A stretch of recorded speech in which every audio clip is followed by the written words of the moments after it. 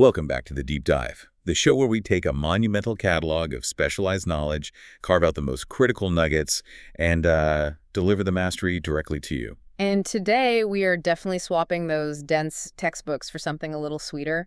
We have an absolutely comprehensive collection of recipes here, all dedicated to the art and really the science of frozen desserts. That's it, exactly. This isn't just a shopping list of ingredients, it's more like a masterclass in the fundamental chemistry, you know?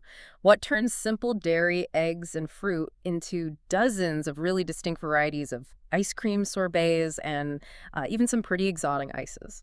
That is precisely our mission today. We've got this huge resource, almost 50 different preparations, and our goal is to really extract the core mechanics, the specific ingredients, the right temperatures, and maybe most importantly, the exact timing of when you add things. Right. That's what separates like gooey fudge ice cream from a really crisp, boozy sorbet. We're trying to give you the blueprint, that key knowledge of what makes a frozen treat work before you even plug in the ice cream maker. And the sheer breadth of this collection really proves that making ice cream it's a field of pretty nuanced engineering. I mean, just looking at the table of contents gives you a sense of the depth. It's huge. The organization itself is really thematic. It covers everything from core fruits like blueberry and cherry to really specialized stuff like a Calvados sorbet. And yes, even the one everyone talks about, the dill pickle ice cream. I can't wait to get to that one. But it's overwhelming when you first look at it, but also incredibly instructive.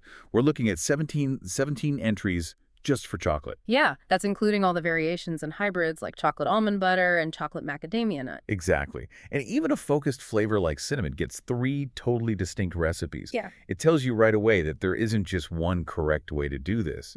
It's all about understanding the base, the structure you're trying to build. That's the key. And to start decoding those principles, those structures, we're going to begin with one of the most versatile and honestly one of the most challenging ingredients. The banana. It holds up well to freezing, sure, but it has high moisture and it tends to oxidize to brown.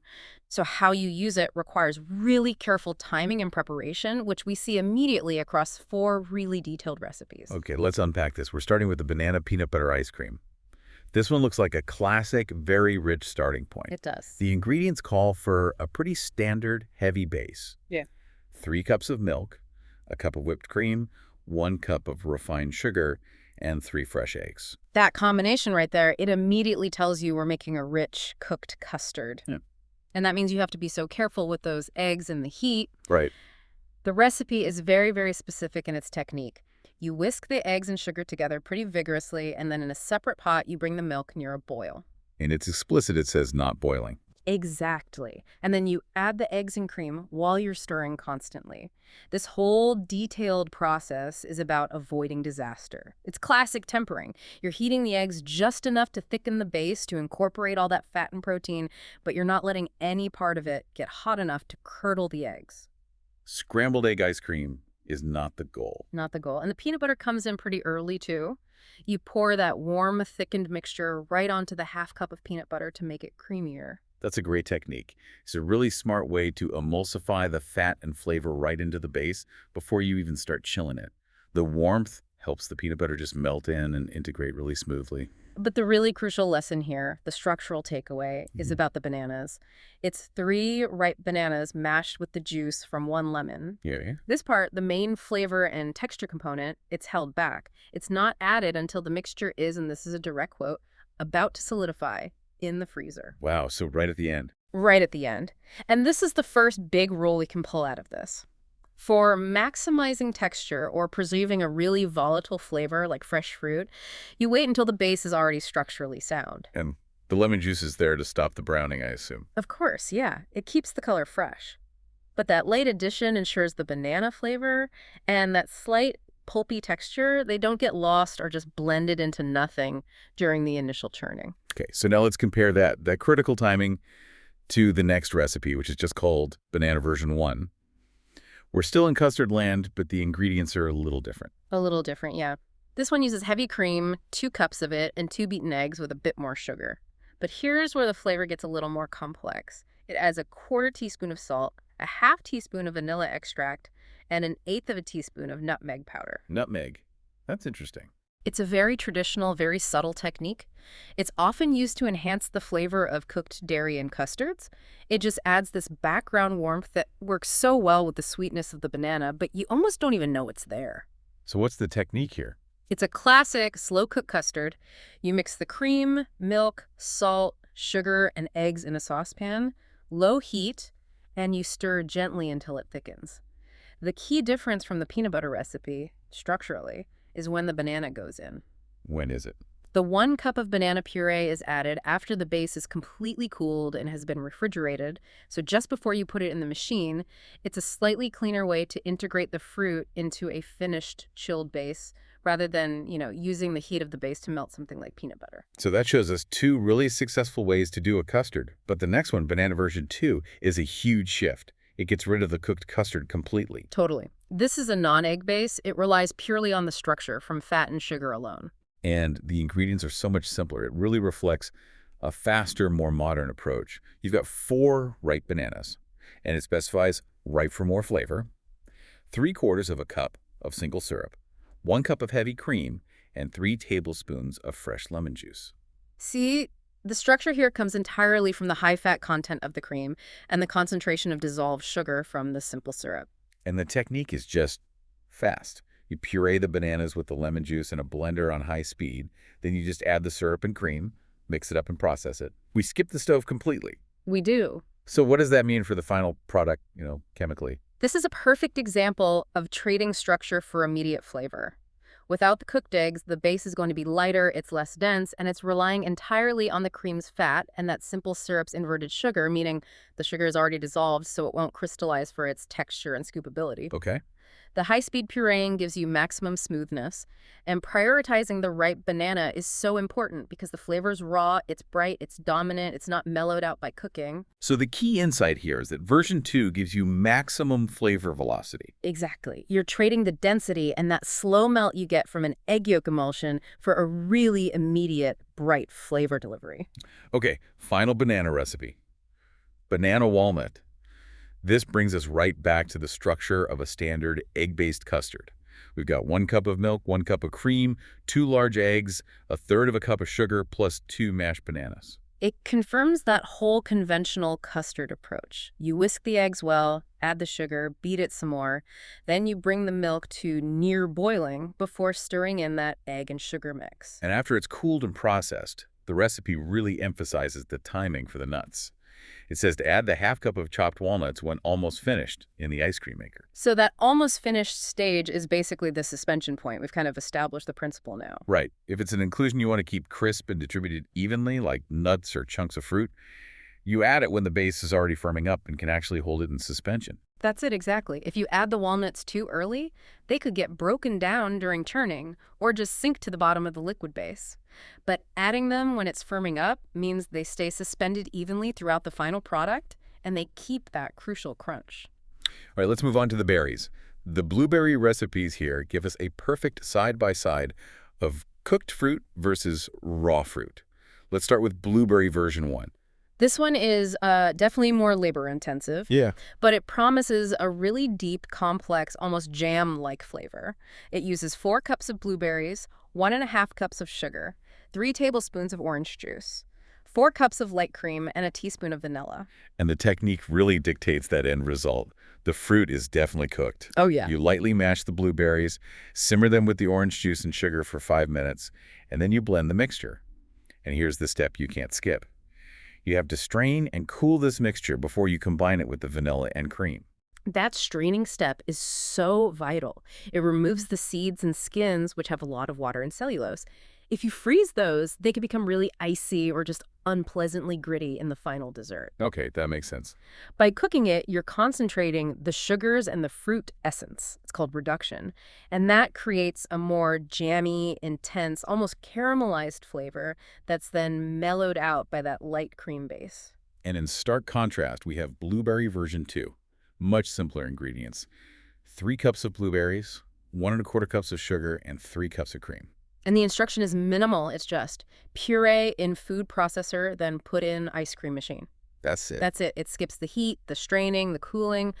This raw fruit approach means you keep the brightness and the really vibrant color of the raw fruit, But here's the trade-off. What is it? You have to accept the full texture of the puree, which includes all the tiny seeds and skins. The flavor will be brighter and fresher for sure. It won't have the depth of the cooked version, but you get it with maximum speed. But if we're talking about mastery, isn't skipping the straining in version 2 almost lazy? Doesn't the texture of those seeds and skins compromise the smoothness you want in a high-end frozen dessert? That is a great question, and it really comes down to what the listener prefers. If you want that pristine, silky texture, version 1 is the master route, no question. Right. But version 2 is all about flavor intensity. The goal of version 2 isn't luxury smoothness, it's that intense, raw, almost tart hit of fresh blueberry. It's a deliberate choice. You are absolutely exchanging perfect texture for maximum immediate flavor impact. Okay, I can see that. So we've covered the fruit custard base. Now we're using the pecan recipes to deepen our understanding of rich dairy bases, starting with brown sugar pecan. This throws us right back into a pretty advanced custard technique that needs careful tempering. This is all about getting maximum thickness and richness from the egg yolk. The ingredients are 1 cup of whole milk, 1 cup of brown sugar, 3 cups of heavy cream, and 4 egg yolks. That's a high yolk to dairy ratio, which guarantees a very dense, slow-melting ice cream. And the process is meticulous. You heat the milk, brown sugar, and cream. Then you whisk the yolks separately. You temper them by slowly adding 1 cup of that hot dairy mixture into the yolks while you're whisking constantly. Which is crucial for slowly raising the egg temperature. Once they're tempered, you pour that yolk and dairy blend back into the saucepan with the rest of the hot mixture. And the cooking instruction is probably the most important part. It is. It says to cook above moderate heat, stir constantly till it becomes slightly thick, or for 8 minutes. Don't let it boil. That 8-minute stir time is designed to hit the exact temperature you need to cook the yolks and thicken the base without curdling. The technical term is nappe, right? Exactly, nappe. It's the point where the base is thick enough to coat the back of a spoon. It's the universal measure of a perfect, stable French custard base. And only after you strain and cool it completely do you add the cup of broken pecans. Which ensures they keep their texture. Now, the butter pecan recipe offers a really fascinating alternative. It skips the eggs entirely. It does. It uses 2 cups of light cream, 2 cups of heavy cream, 1 cup of brown sugar, 2 tablespoons of butter, vanilla, and a half cup of toasted pecans. So, without the eggs, where does the structure come from? It has to come entirely from the fat content and from the toffee base you create by cooking the sugar. The recipe has you combine the sugar, butter, and light cream on a gentle heat. You cook this until it's bubbling on edges while stirring constantly. So you're caramelizing it. You are. And that creates the toffee flavor, but more importantly for the structure, the high concentration of dissolved sugar stabilizes the base. It prevents crystallization since you don't have the egg proteins to do that job. After it cools, you add the vanilla and heavy cream, and you process it. And again, that principle of late inclusion holds up. The toasted, chopped pecans are only added when mixture starts to become hard in the machine. That late addition ensures maximum crunch against that smooth, toffee-flavored base. This recipe is really a perfect model for non-custard, high-fat bases. You use cooked sugar for stability and flavor, and you rely on the cream's natural fat for the mouthfeel. So we've mastered the dense, fat-rich world of the custard base. Now we're leaving that behind completely and moving into the sharp, crystal-clear structure of specialty freezing sorbets and ices. Okay. Here, we're not relying on dairy fat or eggs. We're relying on pure sugar, acid, and sometimes control alcohol to stop it from freezing solid. And the Calvados sorbet has one of the most unique preparation methods I've ever seen. This is where it gets really interesting. The ingredients are 3 tablespoons of simple syrup and a lot of Calvados. 1 3/4 cups plus 2 tablespoons. And you need that simple syrup, which is the foundational stabilizer. It's made by simmering 4 cups of sugar with 4 cups of water until the sugar's all dissolved. But the instruction for the Calvados itself is, well, it's pretty dramatic. Yeah. And you're saying it's chemically essential. It absolutely is. You heat the Calvados in a saucepan over moderate heat until it's warm. Then you turn the heat off and you touch a flaming match to the warm Calvados. And you have to allow it to flame till it dies down at about 8 minutes. 8 minutes. You're setting it on fire for 8 minutes. What is the functional chemical reason for that little pyrotechnic display? It's controlled destruction or deflaming. Alcohol, especially a high-proof brandy like Calvados, is a huge enemy to freezing. It drastically lowers the freezing point. It's a phenomenon called freezing point depression. Okay. By lighting it and letting it burn for 8 minutes, you are specifically burning off and reducing the amount of ethanol, which is the part that's stopping it from freezing. This lets the remaining 6 tablespoons of Calvados, which have all the concentrated apple flavor, to be combined with the simple syrup and actually freeze successfully. Wow. Without that step, the mix would just turn into a mushy slush. Or it might just stay liquid because the alcohol content is too high. That is the definition of dedication. Most home cooks would just give up at flame for 8 minutes. For sure. This catalog teaches us that sometimes mastery is just about the sheer patience of, like you said, controlled destruction. Indeed. Now, we see a shift in technique with the next 2 recipes. They're classified as ices, which suggests a simpler, no-churn granita method. Take the Campari orange ice. Right. Ingredients are 3 cups of strained fresh orange juice, 1 cup of Campari, 1 cup of granulated sugar, and juice from 1 lemon. This is a classic granita. It is. You combine the juices, Campari, and sugar. You heat them until the sugar dissolves and the mixture almost boils. After it cools, you pour it into an 8-inch square pan, and you freeze it for 3 to 6 hours. And the serving instruction is a bit unusual, but it's really important for the texture. Yeah. You transfer the pan to the refrigerator about half an hour before serving. What's the secret there? Why do that? That half hour in the fridge is the secret to a great ice or granita. Because the product is purely icy, it doesn't have the fat and protein emulsifiers of ice cream. It freezes rock solid. Like a brick. Exactly. Bringing it to the fridge softens that crystalline structure just enough to make it scoopable or scrapable.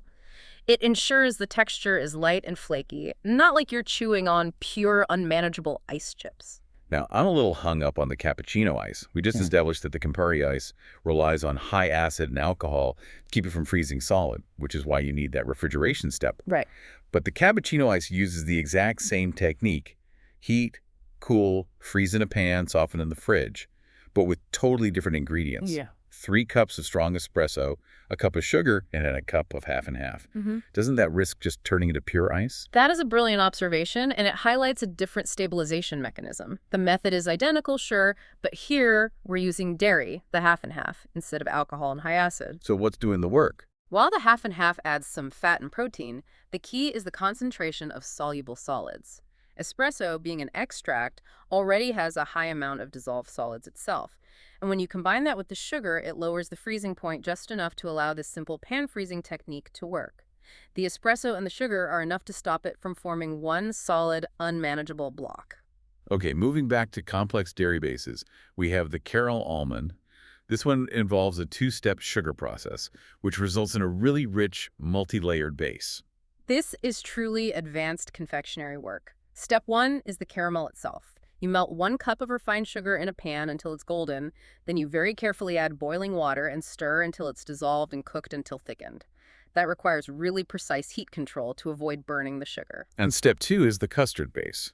It uses 4 cups of heavy cream and a half cup of white sugar that are scalded, then combined with 6 lightly beaten egg yolks, using that tempering method we talked about, and then cooked back on the stove until it's thick. And the final blend is the key.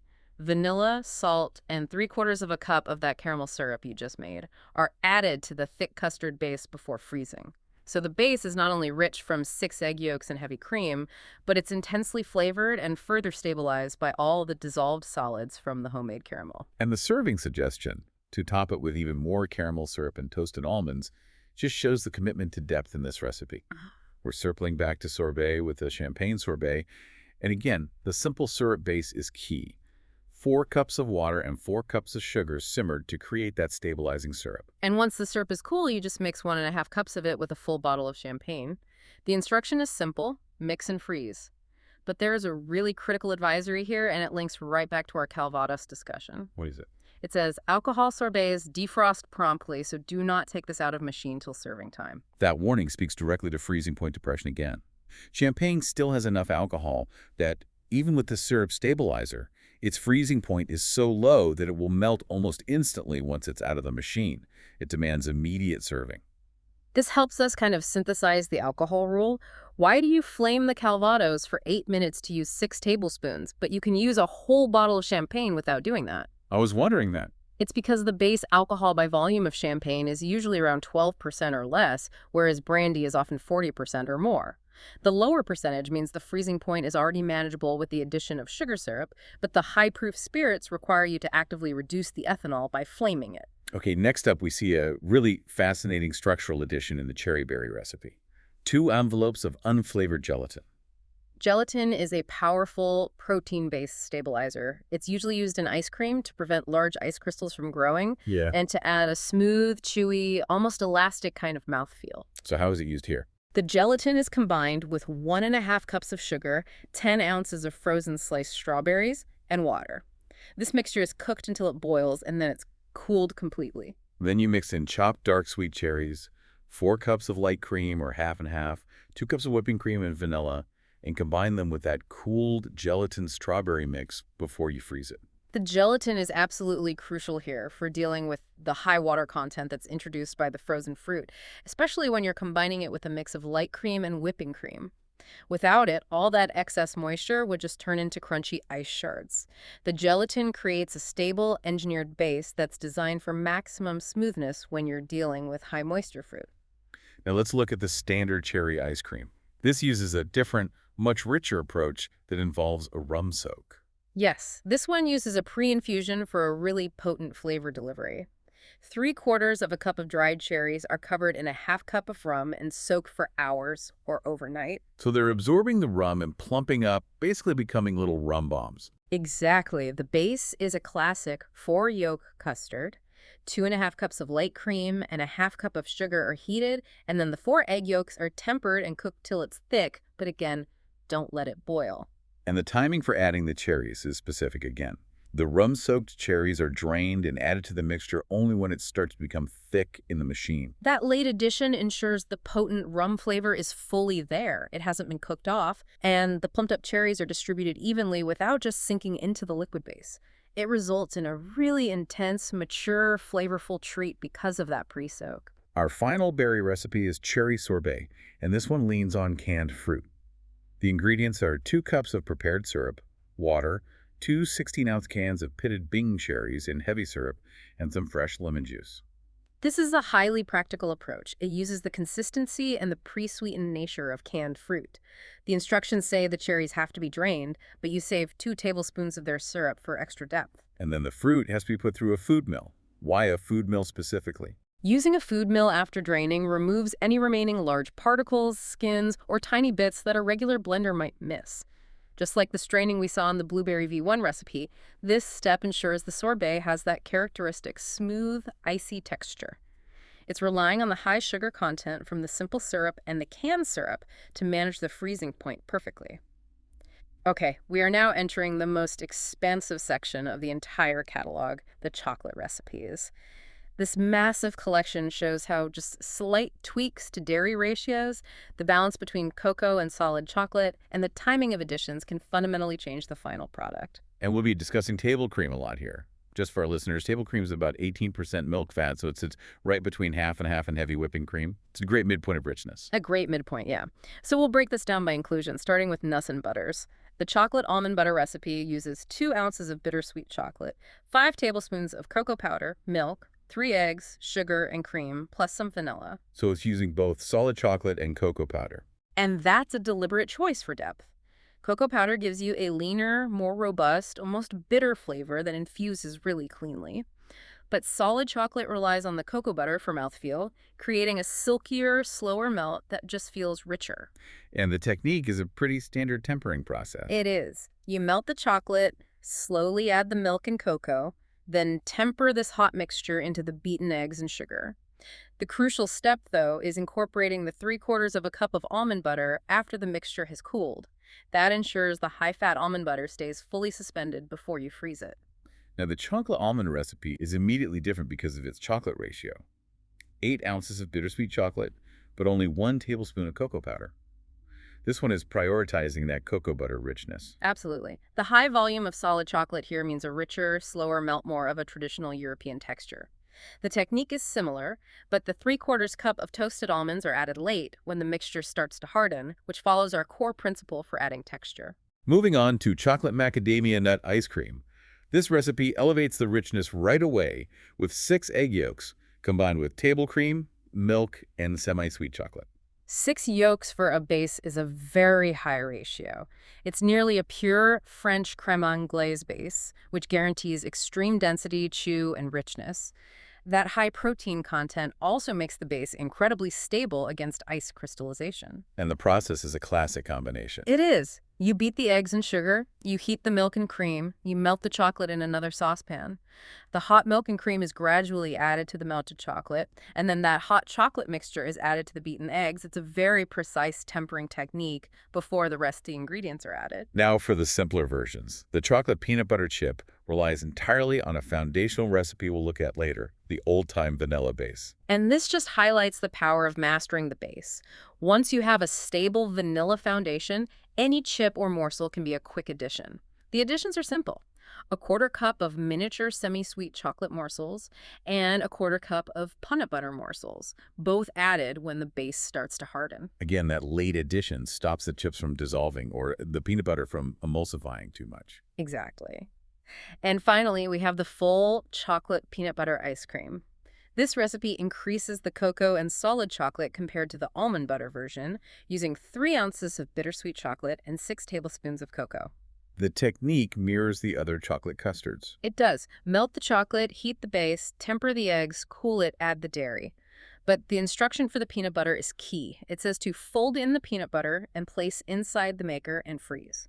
So you're folding it in while the base is still liquid. Right. And that ensures a marbled or swirled effect, unlike the chip version where the peanut butter stays in chunks. This lets the peanut butter flavor infuse the entire ice cream rather than just being little textural moments. Okay, moving into chocolate with fruit. Chocolate banana relies on a bittersweet chocolate and cocoa custard base. It does, and the notable inclusion is 3 overripe bananas mashed with lemon juice. And just like with the earlier banana recipes, the fruit is not cooked into the base. It's mashed and added to the mixture when it starts to harden in the machine. So we're seeing a pattern here. Delicate flavors or structural bits are always protected by a late entry. Always. Now let's look at the chocolate chip cookie dough recipe. This uses a large, simple dairy base, lots of milk and cream, but it relies on a specific chilling method. What's the technique? It demands you scald milk, then remove it from the heat, dissolve the sugar and salt, add all the cold dairy and vanilla, and then chill it for at least half an hour. The source is pretty permissive, suggesting either commercial or homemade dough. But the dough, broken into small pieces, is added after the machine is done churning. And the timing there is so critical. It ensures the dough stays raw and separate, providing that textural contrast, rather than just melting or dissolving into the base while it's churning. If you added it earlier, the agitation of the machine could completely break down the dough's structure. Precisely. Next, we have a true no-machine wonder that relies on air, not fat, for its structure.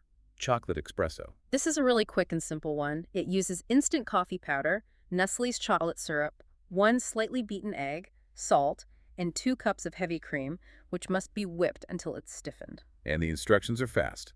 Combine the cream, egg, and salt, beat them, then fold in a serving of coffee and syrup. Freeze for 3 hours. This recipe leverages the massive volume of air that you incorporated by whipping and the stability from the egg and syrup to set without churning. The high sugar content from the syrup also helps it stay scoopable despite the rapid freeze. Then we have chocolate flake, which uses the base of the double chocolate recipe. The technique here is fascinatingly physical. It is. After the chocolate has dissolved on a bain-marie, you pour the hot, melted chocolate directly onto the cold, prepared mix, and then you beat it once till broke into flakes. That's thermal shock in action. Yeah. The rapid cooling of that thin stream of hot chocolate in the cold base makes the cocoa butter crystallize instantly and shatter into delicate flakes when you beat it. It's an exercise in precise temperature management to get that specific texture. Next is chocolate frozen yogurt, which needs structure without high fat or eggs. It uses low-fat evaporated milk, plain yogurt, and semi-sweet chocolate morsels. And the unique stabilizer here is 2 teaspoons of cornstarch. Cornstarch? We haven't seen that yet. This is the low-fat solution. The cornstarch, sugar, and milk are cooked until they're bubbly and thick, then cooled. Then the yogurt and vanilla are added and chilled. Finally, melted chocolate is poured gently into the chilled mixture while you stir constantly before freezing.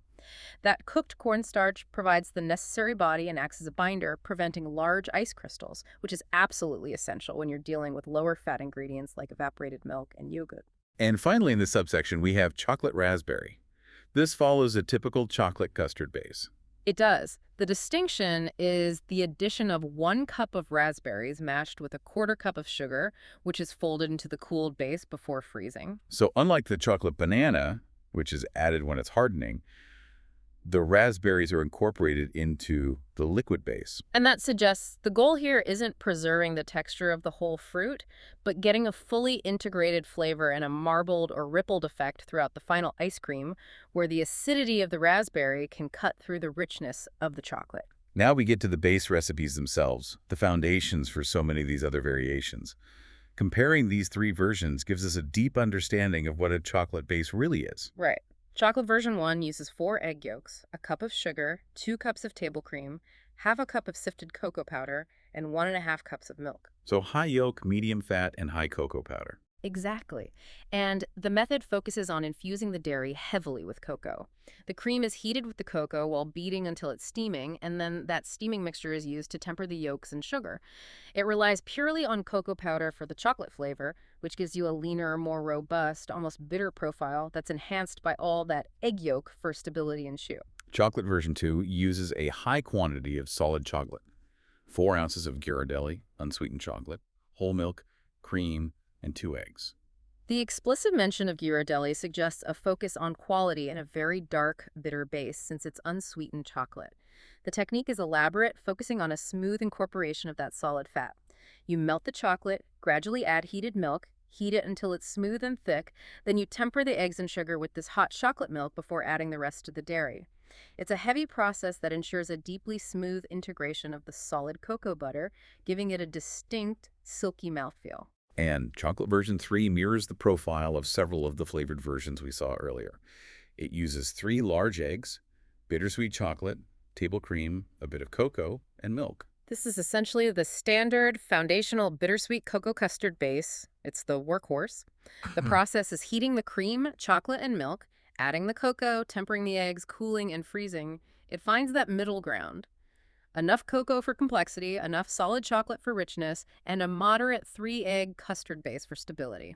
It's the optimal template for a bittersweet chocolate ice cream, ready to accept fruit or nuts without falling apart. Okay, let's pivot from all that chocolate to the world of spices and some unexpected savory inclusions. Cinnamon gives us an excellent study on how to time your flavor infusion. The Cinnamon Nut Crunch references the ultimate Butter Pecan mixture as its base. This is the simplest way to modify a recipe. You take that already rich, buttery base, and you just add a 1/4 cup of brown sugar and 2 tablespoons of ground cinnamon before you freeze it. This uses the stability of a known base and just infuses it with spice and more caramelization from the brown sugar.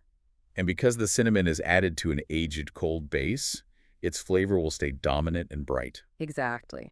Now, cinnamon version 1 takes a much more traditional, complex path. It uses vanilla beans for infusion. It calls for heavy cream, whole milk, 2 split vanilla beans, 6 egg yolks, and a significant 2½ teaspoons of cinnamon. That sounds intensive. It is. It's an intensive, cooked infusion process. The milk and cream are simmered with the vanilla seeds and the split beans to extract their flavor. This dairy infusion is then used to temper the 6 egg yolks and sugar. The custard is cooked till it's thick. And importantly, the cinnamon is added after the mixture is strained and has chilled for 3 hours. And that long chill allows the flavors to blend. Right. The cooked spice flavors fully blend and mellow, resulting in a complex, subtle cinnamon background. In contrast, Cinnamon version 2 uses a simpler base with non-instant skim powdered milk, sugar, table cream, whole milk, and only 2 egg yolks. The powdered milk here suggests the goal is to increase the non-fat milk solids. These solids dramatically improve texture and body because they bind free water molecules, which ensures a smooth, less icy texture without having to rely on just heavy cream or a 6-yolk custard. And crucially, the cinnamon is added late when the mixture starts to harden in the machine. And that timing ensures the spice flavor stays bright and dominant instead of being softened by the heat of cooking. Cinnamon version 3 is a technique-based modification of the basic custard recipe. Here, you take 2 cups of the pre-prepared custard base, Add a half teaspoon of ground cinnamon or 2 cinnamon sticks, and you cook it over gentle heat for 5 to 10 minutes to blend the flavor. It gives you a mild infusion, a middle ground between the full cooked complexity of version 1 and the late addition brightness of version 2. If you use sticks, you have to discard them before you freeze. We hit a measurement anomaly with the coconut recipe, which uses metric measurements. Deciliters of low-fat milk, cream, and sweetened coconut syrup. Right. For our listeners, a deciliter is just a tenth of a liter, so 3.5 deciliters is roughly 1.5 cups. This recipe is extremely simple. It relies entirely on the flavor and stability provided by the sweetened coconut syrup and the high fat and sugar content. The instruction is just to stir and freeze. The use of low-fat milk suggests this is meant to be a lighter, quicker base than the egg-heavy custards. Let's turn to coffee, starting with coffee version 1, which is another critical no-churn method. Ingredients are a can of sweetened condensed milk, a cup of very strong liquid coffee, salt, vanilla, 1 cup of whipped heavy cream, and 1 stiffly beaten egg white. The air incorporated by that stiffly beaten egg white adds vital airiness and structure. It's like a built-in volume enhancer.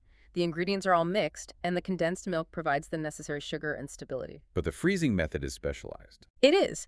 You freeze it till it's mushy, about an hour, and then, crucially, you have to scrape the sides and bottom, beat it smooth, and freeze it again for 3 hours.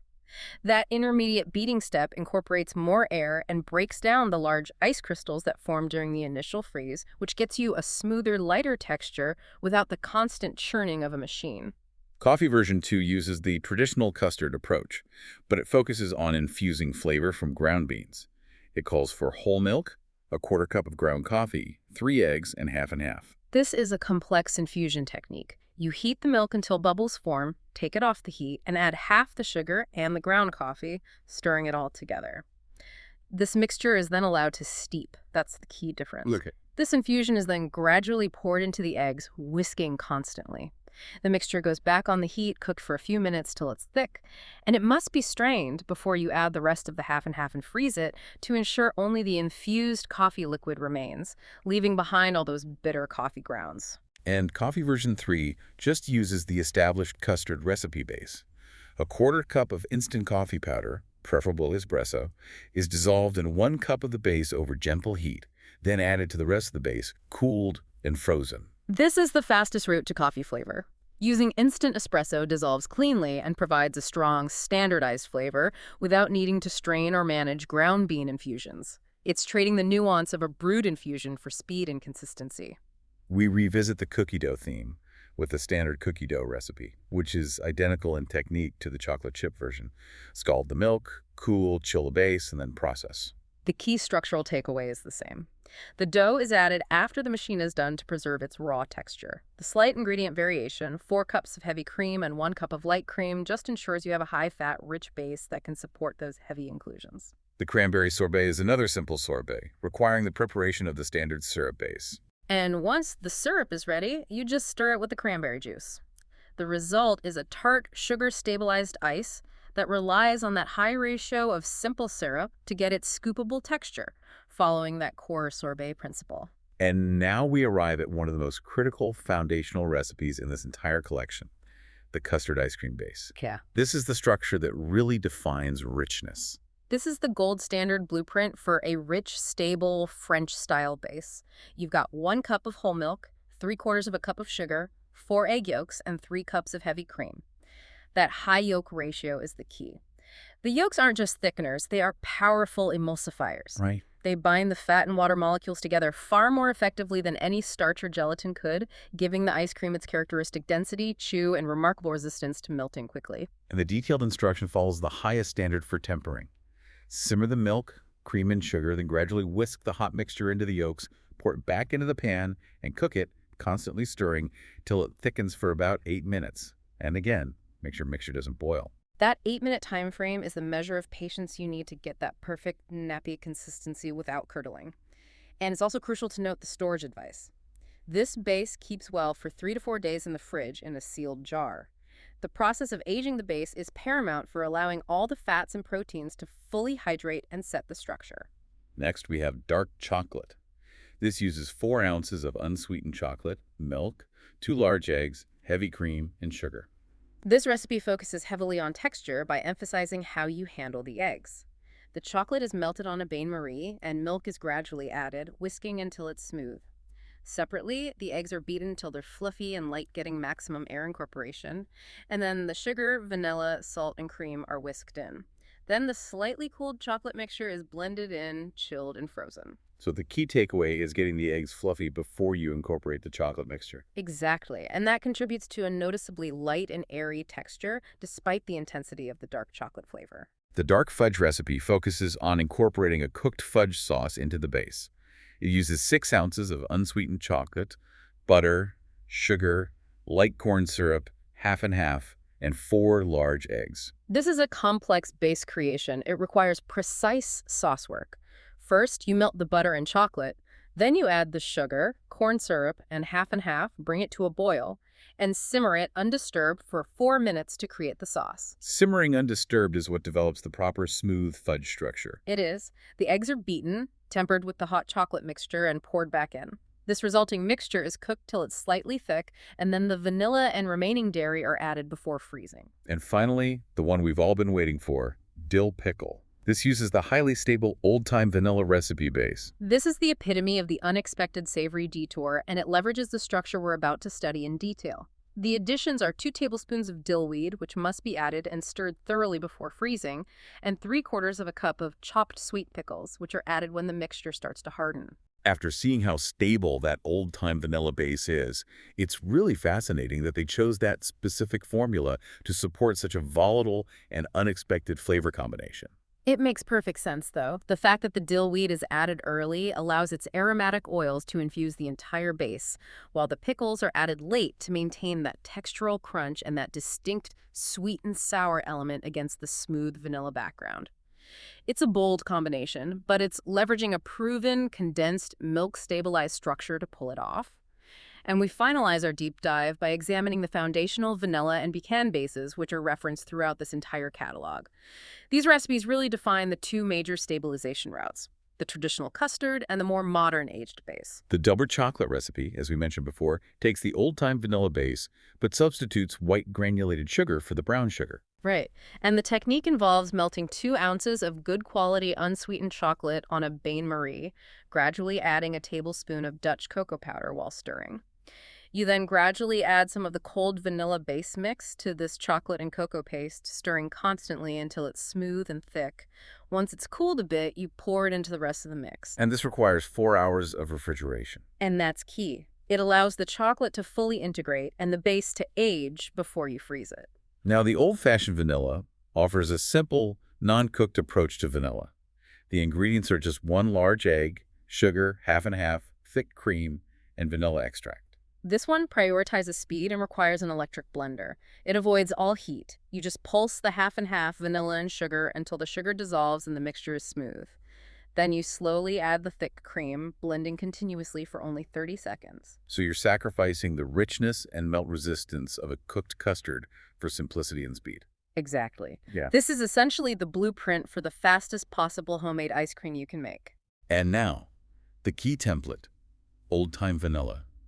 This is the heavily referenced base that supports so many other recipes, including the dill pickle and the double chocolate. This base uses an intense combination of stabilizers that allow it to skip the stovetop entirely. 2 large eggs, 1 can of sweetened condensed milk, both refined and brown sugar, a pint of thick whipped cream, half and half salt, and a very generous 2.5 tablespoons of real vanilla extract. So why is this base so fundamentally stable? The condensed milk is the structural hero here. It's basically milk with 2/3 of its water removed and a lot of sugar added. This provides massive levels of non-fat milk solids and dissolved sugar, making the base incredibly stable and creamy without needing the egg yolk emulsifiers. The whipping cream adds necessary airiness. And the instruction here includes that crucial step.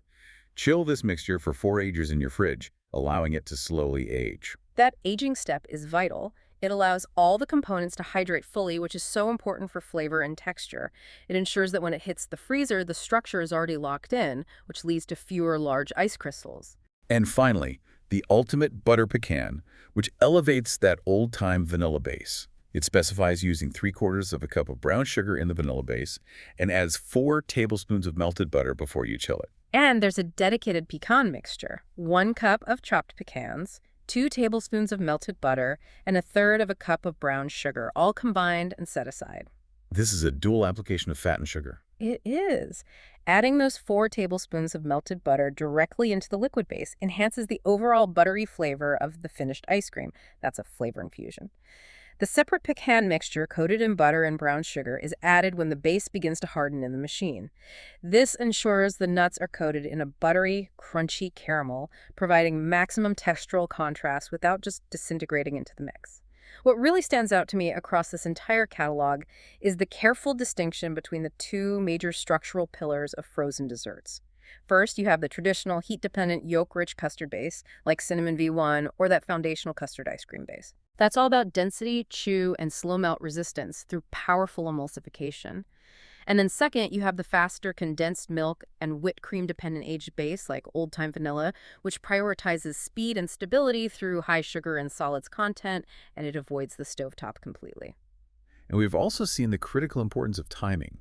The principle is clear. If you need textural integrity or you want to preserve a volatile flavor like nuts, pickles, fresh bananas, or bright cinnamon, you wait until the base is structurally sound when it starts to harden before you add it. Conversely, if you want deep, complex flavor infusion, you have to cook the fruit like in Blueberry V1, or simmer the spices like cinnamon V3, or allow a liquid base to slowly age for hours. And the unexpected utility of engineering aids like gelatin in cherry berry or cornstarch in the low-fat chocolate yogurt just demonstrates that stability can be achieved through multiple chemical routes. And as you noted, the sheer versatility of the base recipes is just so compelling. The old-time vanilla and the custard base act as launchpads for almost anything. By simply folding in peanut butter, adding dill weed and sweet pickles, or stirring in dissolved instant espresso, you completely transform the product using just minimal additional steps. The core knowledge for our listener isn't in having 48 recipes, but in mastering that stable foundation. So we have explored the complexity of caramel bases, the pyrotechnics of flaming calvados, and the peculiar delight of a savory dill pickle ice cream. We have mastered the custard, and we've mastered the sorbet. So here is the final thought for you to chew on. If we've seen recipes that flame high-proof calvados for flavor and recipes that include pickles and dillweed, what unexpected savory or spicy ingredient, beyond those covered, would benefit from being tempered within a smooth, rich custard base before freezing? What flavor combinations, like a smoked paprika or maybe a black pepper infusion, could elevate the next level of frozen dessert complexity? That is something for you to mull over as you contemplate your next perfect frozen creation.